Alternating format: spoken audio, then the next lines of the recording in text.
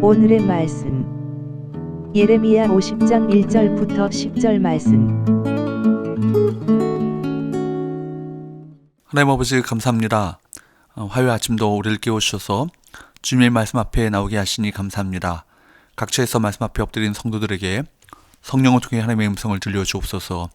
예수의 이름으로 기도합니다. 아멘. 할렐루야. 성기 성도 여러분, 말씀 가운데 나오신 여러분을 주의 이름으로 축복합니다. 오늘 하루도 주님과 동행하는 하루가 되시기 바랍니다. 오늘 우리에게 주신 하나님의 말씀은 예레미야 50장 1절에서 10절 말씀입니다. 유다의 주변 국가들을 꾸짖으시는 말씀의 끝에는 유다를 멸망시켰던 바벨론에 대한 꾸짖음과 바벨론의 그 멸망에 대한 선포가 길게 기록되어 있습니다. 이것이 50장에서 51장까지 기록되어 있습니다. 비록 하나님은 바벨론을 사용하셔서 유다를 치셨지만 그렇다고 해서 바벨론의 악행이 정당화될 수는 없었습니다. 유다가 바벨론에게 멸망한 후 70년이 지나야만 하나님의 백성은 약속의 땅으로 돌아올 수 있을 것입니다. 예레미야에게는 허락되지 않은 미래입니다. 하지만 하나님은 예레미야를 통해 후손들에게 이루어질 일을 선포하고 계십니다. 1절 여호와께서 선지자 예레미야에게 바벨론과 갈대아 사람의 땅에 대하여 하신 말씀이라. 가장 강력한 국가, 누구와도 비교할 수 없는 힘의 하나님의 예언이 임합니다. 바벨론은 객관적으로 봤을 때 세상에서 가장 강한 힘을 가졌고 세상을 움직이는 주권자였습니다. 그런 바벨론을 향한 하나님의 말씀은 무엇입니까? 2절입니다. 너희는 나라들 가운데 전파하라, 공포하라, 깃발을 세우라, 숨김이 없이 공포하여 이르라. 바벨론이 함락되고 벨이 수치를 당하며 무로닥이 부스러지며 그 신상들은 수치를 당하며 우상들은 부스러진다 하라. 가장 강력한 강대국 바벨론은 함락될 것이라는 것입니다. 세상을 움직이는 강력한 힘은 군사력, 정치 권력, 제국 그 자체도 아닌 그것을 허락하신 하나님이십니다. 지금 마치 여호와 하나님께서 바벨론의 신인 벨과 무로닥에게 패배하신 것처럼 보이지만 곧 그 신상들은 모두 수치를 당하고 부서질 것입니다. 하나님께서는 북쪽에서 한 나라를 일으키셔서 바벨론을 황폐하게 하시겠다고 선언하십니다.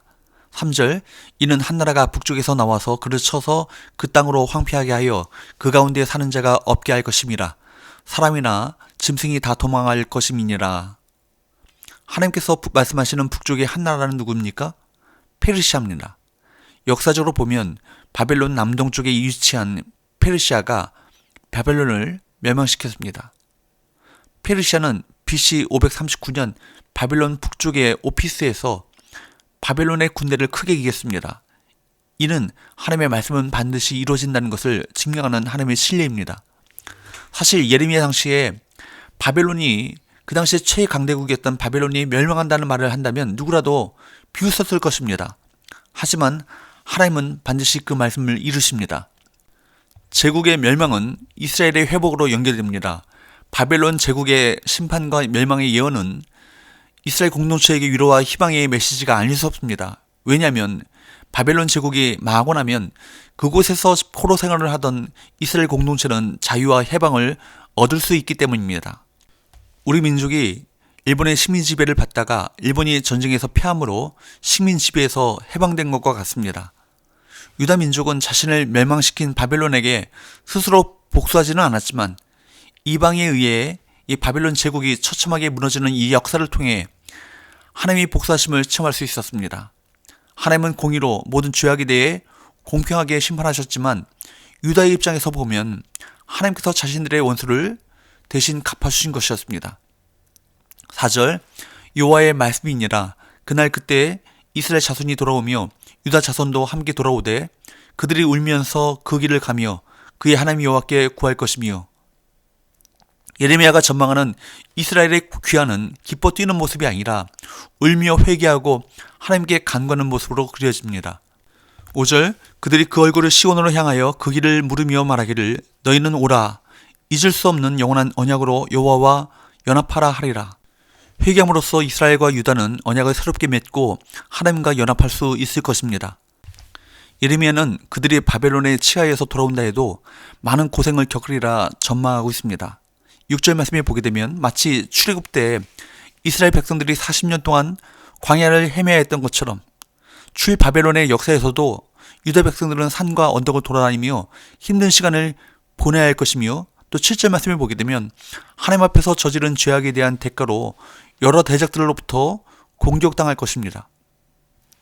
그러나 예레미야는 고난의 시간을 소망 가운데 바라보고 있습니다. 하나님께서 이후에 반드시 회복시키실 것을 믿기 때문입니다. 하나님은 자기 백성이 죄를 범하면 징계와 고난을 통해 결국 원래대로 회복시키십니다. 이 믿음을 놓지 말아야 합니다. 8절과 9절을 보게 되면 이제는 바벨론에서 도망할 시간입니다. 예레미야는 8절에서 바벨론 치하에서 벗어나는 모습을 양떼에 앞서가는 순념소에 비유하며 즉시 빠져나와야 한다고 말합니다. 70년이 지나면 그 환경에 익숙해져서 빠져나오기가 힘들 것입니다. 하지만 9절과 10절 말씀을 보게 되면 예레미야는 과거에 온 땅을 약탈했던 바벨론이 오히려 약탈을 당할 것을 바라보면서 이를 유다가 받을 용서의 표식으로 제시하고 있습니다. 그러므로 유다 백성은 바벨론이 망하는 즉시 약속의 땅으로 돌아가야 했습니다. 바벨론, 그곳에 미련을 둘 이유는 없습니다. 거기에 더 머물러 편안하게 있으려다가는 함께 멸망할 것입니다. 우리는 세상에서 필요한 것을 얻고 안전하고 편안하게 거합니다. 하지만 세상은 잠시 머무는 곳입니다. 그곳은 영원하지 않아요. 영원한 본향을 위해 떠났던 믿음의 선진처럼 하나님이 부르시는 음성이 들린다면 지금 있는 곳에 미련을 두지 마십시오. 사랑하는 여러분, 하나님은 자기 백성을 약속의 땅으로 돌아가게 하셨습니다. 물론 우리가 죄를 지으면 하나님이 우리를 치시겠지만 그 징계마저 자기 백성, 교회를 사랑하시는 증거라는 사실을 믿어야 합니다. 우리 모두 주님 안에 거하여 주님이 주시는 회복의 은총을 만끽하시기 바랍니다. 또한 하나님은 우리가 있는 곳에서 불러내십니다. 영원한 곳을 보이시며 그곳으로 인도하기 위해서입니다. 우리는 영원한 본향을 향해야 합니다. 오늘 하루도 하나님이 가르치시는 목적지를 향하는 삶을 살아가시는 저와 여러분 되시기를 축복합니다. 기도합시다.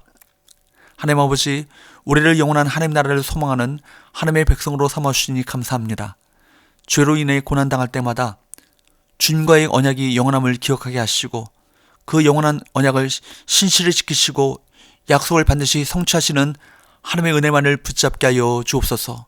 이곳이 아니라 바로 하나님 나라를 소망하게 하시고 영원한 하나님 나라를 또 꿈꾸며 살아가는 주님의 백성들 되시도록 인도하여 주옵소서. 예수의 이름으로 기도합니다. 아멘.